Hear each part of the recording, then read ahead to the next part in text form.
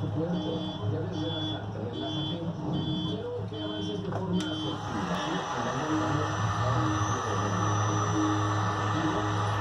no te preocupes por eso, eso es.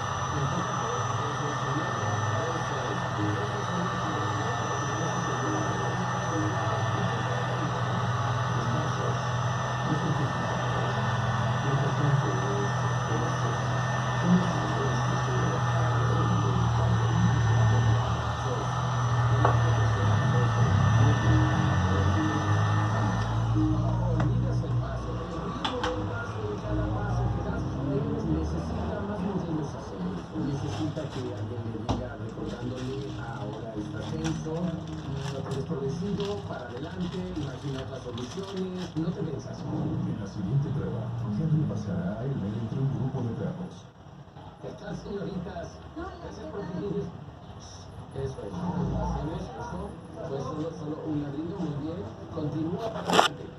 Espera, sujeta la correa. Eso es.